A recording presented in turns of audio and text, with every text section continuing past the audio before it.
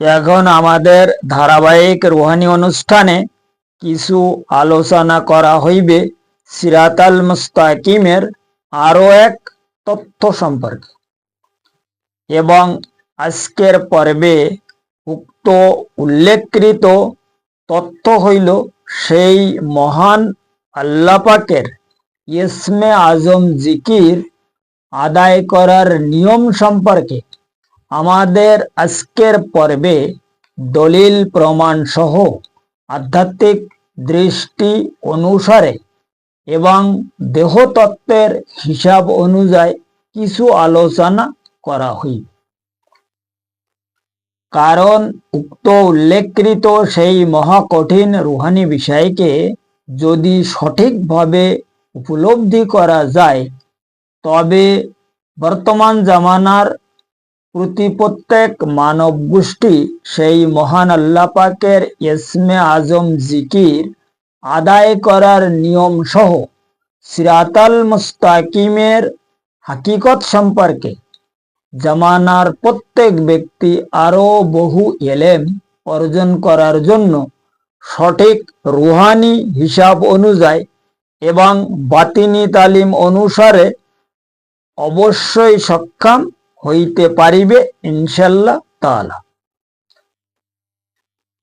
কারণ উক্ত ইসমে আজম জিকির করার হাকিকত সম্পর্কে দুনিয়ার প্রত্যেক মানব গোষ্ঠীগুণকে সেই মহান আল্লাহ পাক সিরাতাল মুস্তাকিমের প্রমাণ সহ সঠিক রুহানি তালিম অনুযায়ী বাতিনি রাস্তাকে ইশারা করিয়া দেহতত্ত্বের হিসাব অনুসারে এবং ইলমে তাসাউফ মতে লাদুনী শক্তির অনুসন্ধানকে সূরা বাকারার 198 নম্বর আয়াতে সেই মহান বারে ইলাহি ইরশাদ ফরমায়া, তোমরা আমার জিকির অতি কঠিন মশগুল অবস্থায় খুব বেশি বেশি আদায় করো। কারণ উক্ত পবিত্র আয়াতে আপনারা দেখিবেন যে হাদাকুম শব্দকে সেই মহান আল্লাহ পাক ইরশাদ ফরমায়া, তাহার উক্ত পবিত্র শব্দের মানে হইল নির্দেশ, অর্থাৎ তাহার উক্ত পবিত্র নির্দেশ হইল আনগণিত জিকির করা। কাজেই যাহারা তাহার জিকির গুনিয়ে গুনিয়ে করিতেছে, তাহাদের এখন কিছু উপলব্ধি করার দরকার আছে কিনা তাহারা সবাই সেই মহান আল্লাহ পাকের নির্দেশ অনুসারে এখন খুব ভালোভাবে চিন্তা করিয়া বুঝিয়া দেখুন। কারণ এই কথা সেই মহান নবী পাক সালাতুস সালামও তাহার সেই মহা অসীম জবান মোবারকে দুনিয়ার প্রত্যেক মানব গোষ্ঠীগুণকে তিনিও সিরাতাল মুস্তাকিমের প্রমাণ সহ সঠিক রুহানি হিসাব অনুযায়ী বাতিনি রাস্তাকে পরিষ্কারভাবে ইশারা করিয়া এক হাদিসে ইরশাদে ইগরামিন ফরমায়া, ইসমে আল্লাহ শাইএন তাহের লা ইস্তাকার ইল্লা বেমাকানি তাহের। অর্থাৎ তিনি ইরশাদ ফরমায়া, তোমরা সেই মহান আল্লাহ পাকের ইসমে আজমকে খুব বেশি বেশি জিকির করো। কারণ তাহার উক্ত পবিত্র ইসমে আজম হইল অতি মহাপবিত্র বস্তু, যাহা কোনো অপবিত্র স্থানে স্থির হইতে সক্ষম নহে। কারণ উক্ত পবিত্র হাদিসে যে স্থির লা ইস্তাকার শব্দকে তিনি ইরশাদ ফরমায় ইস্তাকার, ইস্তাকার শব্দের মানে হইল স্থির।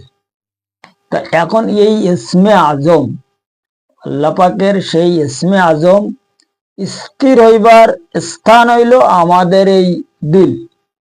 এখন এই দিল যদি পবিত্র না হয়, তাহলে কোনো মতে সেই মহান আল্লাহ পাকের ইসমে আজম ওই দিলের মধ্যে প্রবেশ করিতে সক্ষম নয়। কারণ ইসমে আজম হইল অতি মহাপবিত্র বস্তু, সে অপবিত্র স্থানে কিভাবে অবস্থান করবে বা প্রবেশ করবে, সেখানে স্থির হতে পারে না। তাই सरकार दो आलम फरमाया ला यस्ताकार इल्ला अल्लाह अल्लाह पाकेर जे इस्मे आजम ला यस्ताकार इल्ला बेमकान ताहेर बेमकान माने आमादेर जे दिल ये कोनो इस्मे आजमेर घर ना ये बेघर হয়ে রয়েছে मकान माने হইল ঘর এখন এই ঘরে সেই মহান আল্লাহ পাকের ইসমে আজম তখনই মানে মানে স্থির হইতে পারবে যে সময় এই ঘর সঠিকভাবে পবিত্র হয়ে যাবে পবিত্র হওয়ার পরে সেই ইসমে আজম ওখানে অবস্থান করবে এবং ইসমে আজম যতক্ষণ পর্যন্ত দিলের মধ্যে অবস্থান করিতে সক্ষম না হবে ততক্ষণ পর্যন্ত কোনো ব্যক্তির জিকিরে কলব চালু হইবে না ये আমার গ্যারান্টি बिल्कुल এখন এই জিকিরে ইসমে আজম কি কারণে বেশি বেশি করিতে হবে এটার ব্যাপারটা মানুষ একটু বুঝুক এখন কারণ আজকে আমার এই আলোচনার মূল বিষয় হইল কি ইসমে আজম জিকির আদায় করার নিয়ম এখন ইসমে আজম জিকির আদায় করার নিয়ম কি এটা তো আমি প্রত্যেক ব্যক্তিকে যাহারা আমার সহবতে আছে যাহারা আমার কাছ থেকে তালিম টিচিং নিচ্ছে তাদেরকে তো আমি সব সময় বলতেছি তোমরা বারবার ইসমে আজমকে জিকির আদায় করো কারণ কি এখানে হুজুরে আকরাম সাল্লাল্লাহু সাল্লামও এই কথা বলে গেছে হাদিস শরীফে এবং আল্লাহ পাকও সূরা বাকারার এই আয়াতে 198 নম্বর আয়াতে তিনিও এই কথা ফরমায় যে তোমরা আমার জিকিরকে খুব বেশি বেশি আদায় করো হুজুর পাক এই কথা ফরমায় হাদিসে যে তোমরা সেই মহান আল্লাহ পাকের ইসমে আজমকে খুব বেশি বেশি আদায় করো এখন এই ইসমে আজম জিকির যদি বেশি বেশি আদায় করা যায় বেশি বেশি করা যায় তখনই যাইয়ে আল্লাহর নূর আসছিল এবং ওই নূর যখনই আমাদের দিলের মধ্যে প্রবেশ করবে তখন দিল অবশ্যই পবিত্র হবে আর দিল পবিত্র হওয়ার পরে আল্লাহ পাকের ইসমে আজম ওখানে অবশ্যই উপস্থিত হবেই এর কোনো মাপ নেই এখন এই কারণে আমি প্রত্যেকের বলি যে তোমরা সব সময় বেশি বেশি জিকির করো যত বেশি পারো জিকির করো এখন জিকির করার নিয়ম হইল 3 প্রকার একটা হইল মানে খফি জিকির আরেকটা হইল জলি জিকির আরেকটা হইল কি কলবি জিকির তো কলবি জিকির সেই ব্যক্তি করতে পারবে যাহার জিকিরে কলব চালু হয়ে গেছে আর যাহাদের জিকিরে কলব চালু হয়নি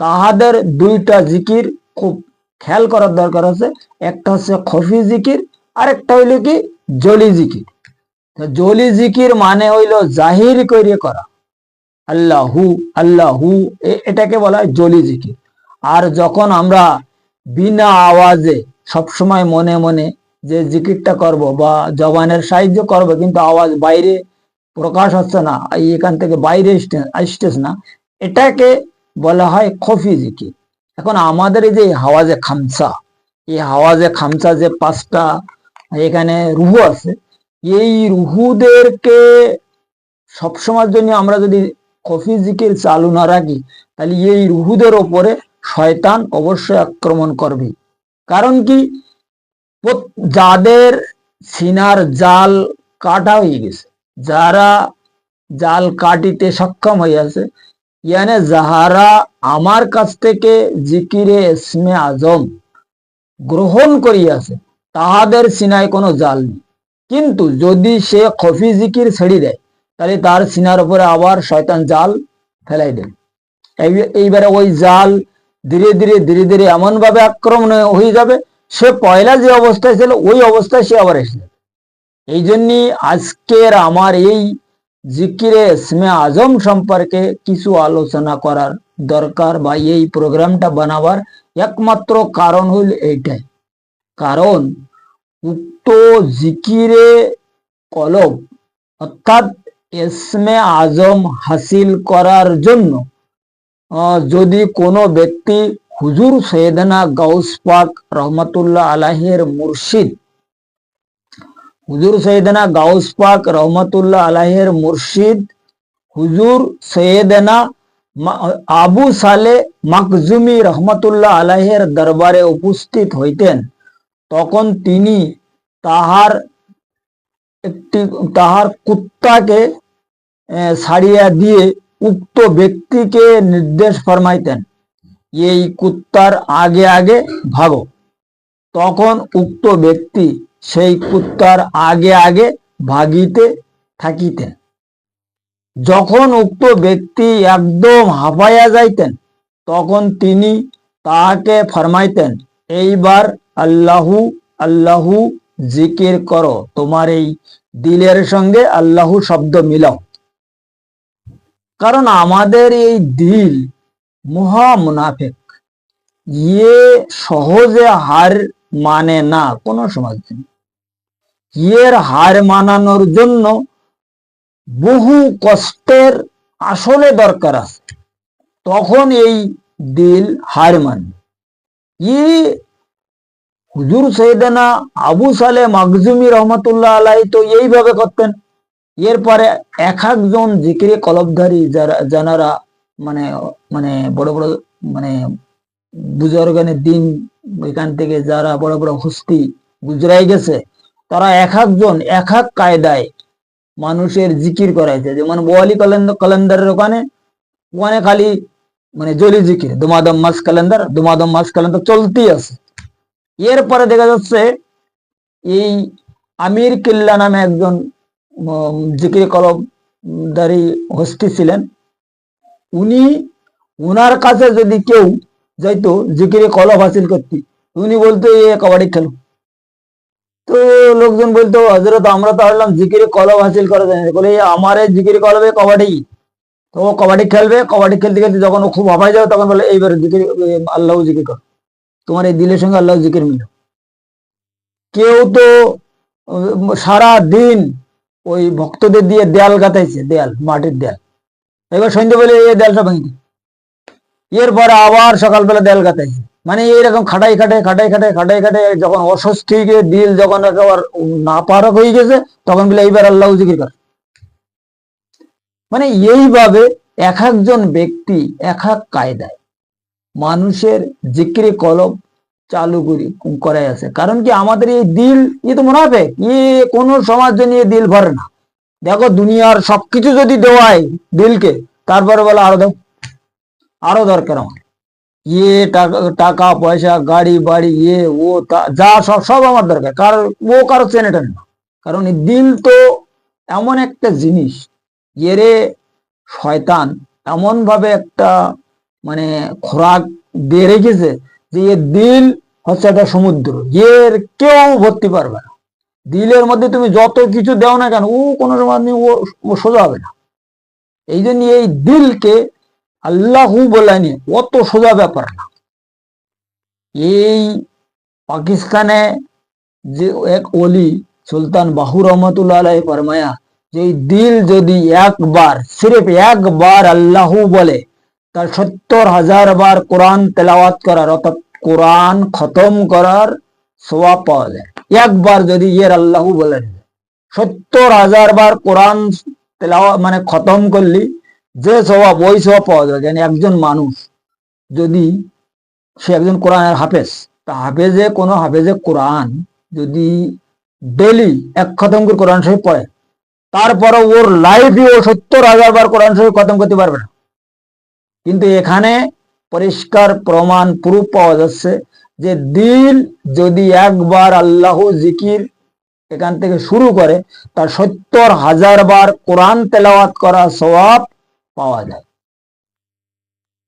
এখন এখানে আরো কোন বুজুর্গ, এই সমস্ত বুজুর্গরা বলেছে যে দিল একবার জিকির করলি ওই দেহর মধ্যে থেকে মানে 3.5 কোটি আল্লাহু শব্দ অর্থাৎ আল্লাহু জিকির বাইরে প্রকাশ হইতে থাকে। এখন এই যে জিকিরে কলব, এই যে কি জিনিস, এটা আসলে মানুষের ধ্যান ধারণা জ্ঞান বিবেকের একদম বাইরে।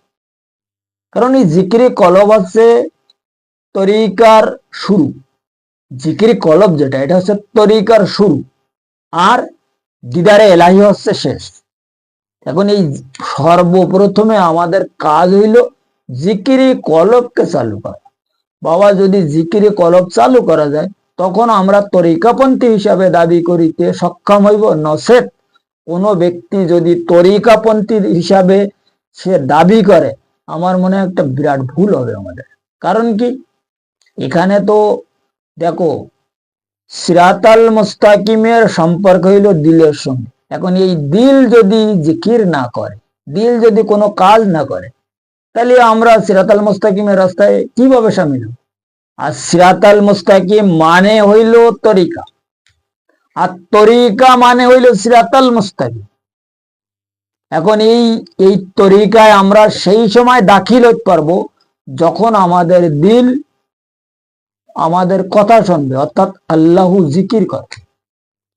এখন এই দিলকে আল্লাহু জিকির করাবার জন্য, শিখাবার জন্য যে কত কিছু করতে হয়, এই জন্য সবসময় জন্য এই খফি জিকির আমি চালু রাখতে বলি। কেন?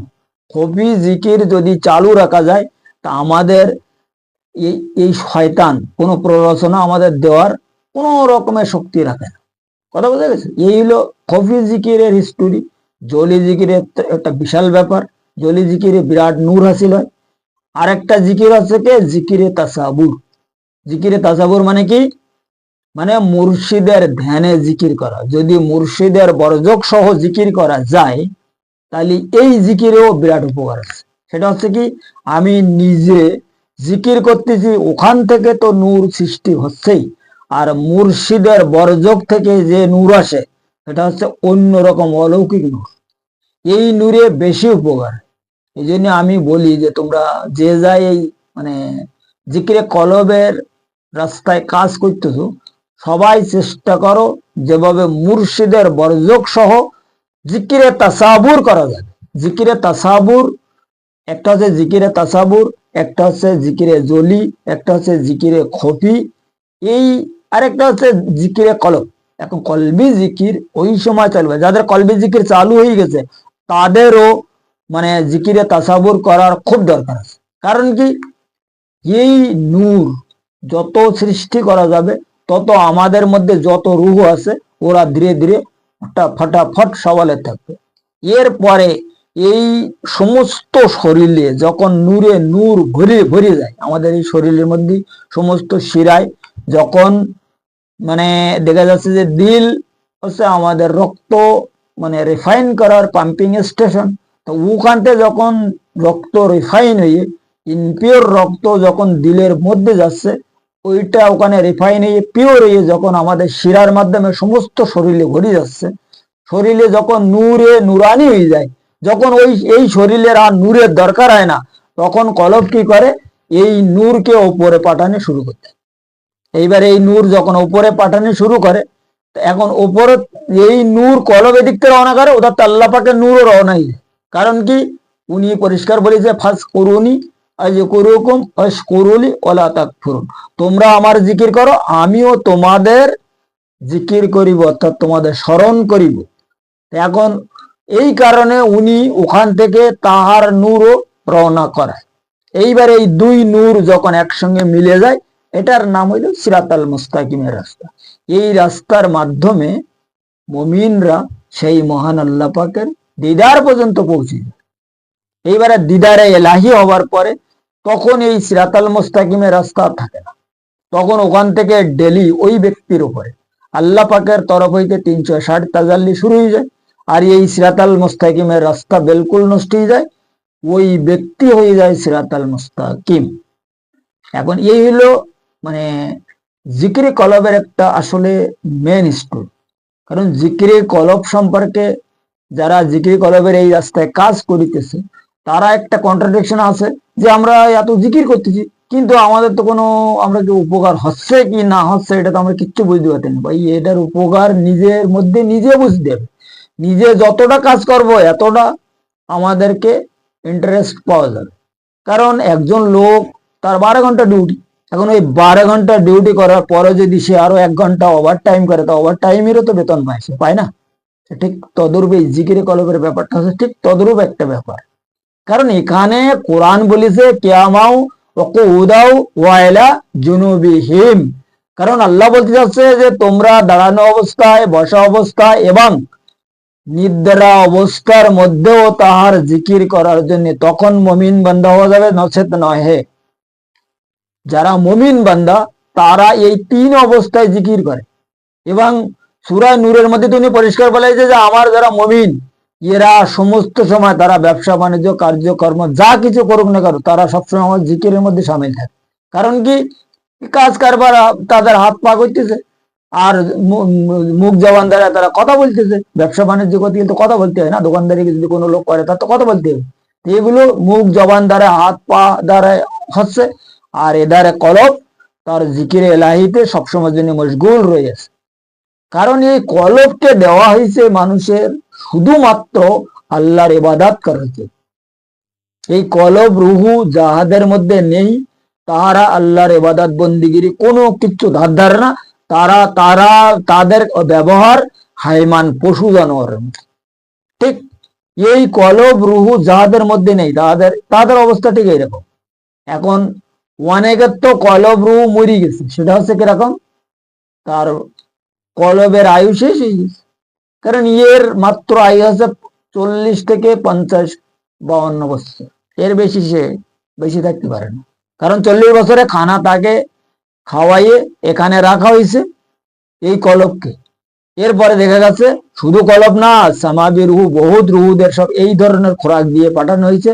এর মধ্যে যদি তাদের খোরাকের ব্যবস্থা করা হয় তাহলে তারা আবার সবলতি থাকবে। সবলতি ধীরে ধীরে এমন সবল হবে যে সেটা বিশাল ব্যাপার তাদের।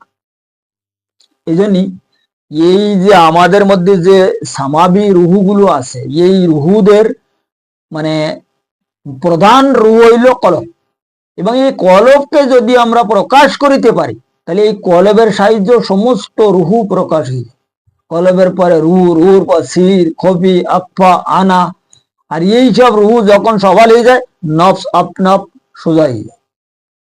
এখন নফসের সর্বপ্রথমে তো সোজা করতে হবে, সেটা যে কারণে আমাদের মুর্শিদের ওসিলা গ্রহণ করতে হয়। আর মুর্শিদের সাহায্য এটা নফসকে সোজা করা যায়। তাজকিয়ার থেকে মানে ও যেই নফসের তাজকিয়া শুরু হয়ে যায় তখন ও আর আম্মারা থাকে না, আম্মারা থেকে লাবামা হয়ে যায়, লাবামা পরে মুলিমা হয়ে যায়। এইবার মুলিমা হওয়ার পরে ওই ব্যক্তি মুমিন হয়ে যায়। আর এর পরে মুতমাইনার যেটা স্তর, এটা ওলিদের বিষয়। এখন আমরা কমসে কম আমাদের তো মুলি হিমা পর্যন্ত যাওয়ার দরকার আছে না। এরপরে ওলিদের যে চ্যাপ্টার, ওলিদের চ্যাপ্টারে কলবের শহীদ হওয়া লাগবে আর নফসের মুতমাইনা হওয়া লাগবে। ওর পরে ওলিদের তালিম চালু হয়, এটা অন্য ব্যাপার। আর এই ব্যাপারে ওইটা এখান থেকে মানুষের বিলায়াতের যে স্টেজ, বিলায়াতের যে ক্লাস, এটা শুরু হয়। এখন কমসে কম আমাদের মুমিন পর্যন্ত প্রথমে তো যাইতে হবে না। এখন মুমিন পর্যন্ত যাওয়ার একটা মানে সঠিক সুন্দর ব্যবস্থা হচ্ছে কি, সর্বপ্রথম আমাকে দিলকে এখানে ট্রেনিং দিতে হবে। এই দিলের ট্রেনিং দিয়ে দিলকে যদি ঠিকভাবে আমরা কমপ্লিট অব দি ক্লোজ করতে পারি তখন কিন্তু আমরা মুমিন পর্যন্ত যাওয়ার জন্য আমাদের কোনো অসুবিধা হবে না। কারণ কি, দিল হচ্ছে একটা এমন একটা জিনিস, এই যে আমাদের দিল সবসময় ধেক ধেক ধেক ধেক টিক টিক আমাদের করতেছে, এর যখন আল্লাহ জিকির শিখানো যাবে তখন এই শব্দ আর থাকবে না। ওই দেখ দেখ টিকটিকির জায়গায় আল্লাহ শব্দ সবসময়ের জন্য বাইরে থাকবে। কারণ এখানে পরিষ্কার প্রমাণ আছে যে 1 ঘন্টায় এই যে আমাদের এই ঘড়ির কাটা যে টিক টিক করে না, 3600 বার টিক টিক করে। এই ঘড়ির কাটা যে 3600 বার টিক টিক করে না, আমাদের দিলও 1 ঘন্টায় 3600 বার টিক টিক করে। আর এই দিল থেকে ঘড়িকে আবিষ্কার করা হয়েছে। এখন এই দিল যদি 1 ঘন্টায় 3600 বার আল্লাহু আল্লাহু জিকির করে তাহলে 24 ঘন্টায় কতবার করতে পারে এটা চিন্তা করতে হবে। এখন এই যে যেটা খফি জিকির, মাত্র 25,000 বার হয়, এর বেশি হয় না 24 ঘন্টায়। কিন্তু দিল যদি ঠিকভাবে মানে জিকির করানো শেখানো যায় তো 24 ঘন্টায় 86,000-এর উপরেও জিকির করিতে পারে। এই জন্যই এখানে জিকিরের একটা বিরাট স্তর আছে। কারণ জিকির সম্পর্কে যেটা অ্যাকচুয়ালি সিলেবাস, সেটা হচ্ছে কি, একজন সাধারণ ব্যক্তির জিকির হইল 5 নামাজে 5000, সাধারণ ব্যক্তি। আর একজন যিনি মসজিদের ইমাম, ইমাম সাহেবের জিকির হইল 5 নামাজে 25,000, ফার নামাজে 5,000। তখন উনি একজন ইমামতি করার দায়িত্ব পাবেন বা ইমামতি তার কবুল হবে। এর পরে যিনি ফকির হয়ে গেছে, তার ডেলি 72,000 জিকির করিতেই হই। তাই সে কুছবি করুক, 72,000 জিকির তার প্রতিদিন করার দরকার আছে। আর যে বান্দা ওলি হয়ে গেছে, যে তার ডেলি 1,25,000 অর্থাৎ 1,00,000 জিকির যে কোনো কায়দায় করিতে হইবেই। কিন্তু এই যে সব জিকির, এই জিকির সম্পর্কে, এই জিকিরের সংখ্যা সম্পর্কে, কিভাবে এত এত জিকির করা যায়, এ ব্যাপারে একদিন একটা প্রোগ্রাম বানানো হবে। তখন মানুষ বুঝতে পারবে যে এইসব ওলি আল্লাহরা এত এতবার জিকির কখন করে। তারা দুনিয়ার হেদায়তের কাজ করতেছে, এর তালিম টিচিং দিয়েছে, ওর সঙ্গে বকবক করতেছে, ও কাজ করতেছে, সে কাজে ব্যস্ত আছে, কিন্তু তারপরেও তারা কয়েক কোটি বার জিকির করে প্রতিদিন 24 ঘন্টা। কয়েক কোটি, কয়েক করোড় বার জিকির করে তারা। এটা কিভাবে করে এ ব্যাপারে পরে আলোচনা করা হবে। এ ব্যাপারে একদিন একটা প্রোগ্রাম অবশ্য বানাই দেবো ইনশাল্লাহ তাআলা। যাই হোক, আজকের এই যে মানে জিকিরে কলব অর্থাৎ ইসমে আজম জিকির আদায় করার নিয়ম সম্পর্কে যে আলোচনা করা হইলে, এই আলোচনা হয়তো আমি সরে সরে করে দিছি বটে, আর কিছু উদাহরণ দিছি। এখানে বহু লম্বা কথা আছে এই জিকির কলবের বিষয়। এখন এই ব্যাপারে যদি কেউ এর পয়েন্টে পয়েন্টে ভিতরে ব্যাকগ্রাউন্ডের কথা জানতে চায়, তাহলে ডিসক্রিপশনে আমার নাম্বার তো আছেই, এই নাম্বারে যদি কেউ যোগাযোগ সম্পর্ক করে, তাদেরকে পয়েন্টে পয়েন্টে জানাই দেওয়া হবে। আর আমাদের এই সিরাতাল মুস্তাকিমের আমার এই মিশনের সঙ্গে যারা জুড়ে আছে, তাদের সঙ্গেও সম্পর্ক হলে জিকির কলব সম্পর্কে তারাও তালিম টিচিং দেওয়ার মতো ইনশাল্লাহ তাআলা স্বয়ং সম্পূর্ণ হয়ে গেছে। এখন এই মেন ব্যাপার হইলো, আমাদের শুধু জিকিরে কলব নিয়ে বসে থাকলে হবে না, জিকিরে কলব হাসিল করে বসে থাকলে হবে না। কারণ এই ইসমে আজম হাসিল করার চাবি হইল এই মানে জিকিরে কলব, ইসমে আজম। অর্থাৎ আমাদের মধ্যে যে এই 7টা রূহ আছে, এই রূহ একটা খাজানা, আর এই খাজানা চাবি হইল ইসমে। এখন এই রূহদের প্রকাশ করার জন্য এই চাবি সবসময় জন্য যদি ব্যবহার করা যায়, তখন কিন্তু তালা খুলবে। ঠিক এইভাবে যদি কোনো ব্যক্তি সেইভাবে একটা মন দিয়ে এই রাস্তায় কাজ করতে পারে, তাহলে দেখো এখানে আমরা যে এই রাস্তায়, তরিকাতের রাস্তায় আমরা এত দৌড়াদৌড়ি করতেছি, এত লাফালাফি করতেছি, এত কষ্ট করতেছি, এত মেহনত করতেছি, কি জন্য? শুধুমাত্র একটু মুক্তির জন্য। যদি আমরা মুক্তির কোনো সন্ধান না পাই, মুক্তি সম্পর্কে আমরা কিছু উপলব্ধি করিতে সক্ষম না হয়, আমরা যে একজন ইমানদার এইটার যদি আমরা প্রুফ না পাই, তাহলে এই রাস্তায় দৌড়িয়ে কি লাভ? আমি যেটা বুঝি, কারণ এখানে পরিষ্কার কোরআনে প্রমাণ পাওয়া যাচ্ছে যে ইমানদার সেই ব্যক্তি যাহার দিল জিকির করে। কারণ দেখো, আমরা এখন প্রত্যেকের কাছে আমরা একটা করে মোবাইল ব্যবহার করছি। এখন এই মোবাইলে যদি ব্যাটারি না থাকে, এই মোবাইলে কোনো মূল্য আছে? তো এই মোবাইলে যদি ব্যাটারি ঠিক থাকে, ব্যাটারি যদি চার্জ করানো না হয়, তারপর ওর কোনো মূল্য নেই। আর চার্জ করাবার পরও এটাকে রিচার্জ করা লাগবে। যদি রিচার্জ থাকে, তাহলে ওখানে ওই মোবাইলের সাহায্যে অনেক কাজ করা যাবে, কথা বলা যাবে।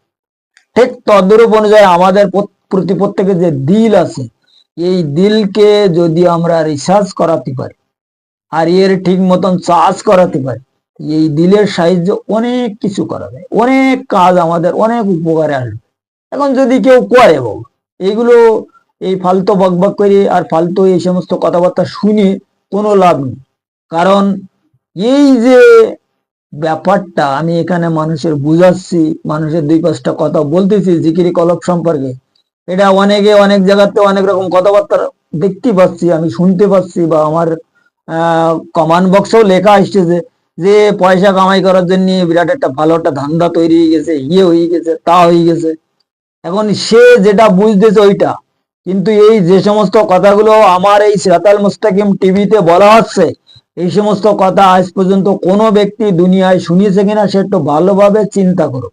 এখন চিন্তা করার পরে সে তার নিজের কাছে প্রশ্ন করুক যে এই ব্যক্তি পয়সা কামাই করার জন্য এই চ্যানেল খুলেছে, না মানুষের উপকারের জন্য খুলেছে, না কারোর আল্লাহ এবং রাসূলের হুকুমে খুলেছে, সে তার মধ্যে তার বিবেকের কাছে চিন্তা মানে যদি প্রশ্ন করে, তার বিবেক তাকে জবাব দিয়ে দেবে, 100% আমার গ্যারান্টি।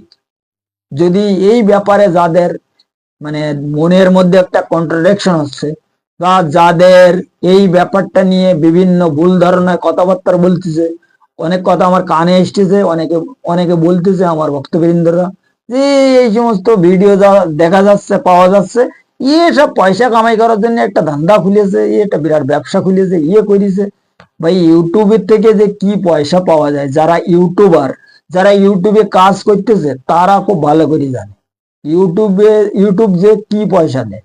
আর পয়সা তাহারাই পাচ্ছে যারা এখানে ইউটিউবের মধ্যে বিভিন্ন ভিগিসিগির চ্যানেল খুলে মানুষের মানে চুটিয়া বানাচ্ছে, কি বলা এটা অন্য ভাষায় বলতে জবান খারাপ হয়ে যায়।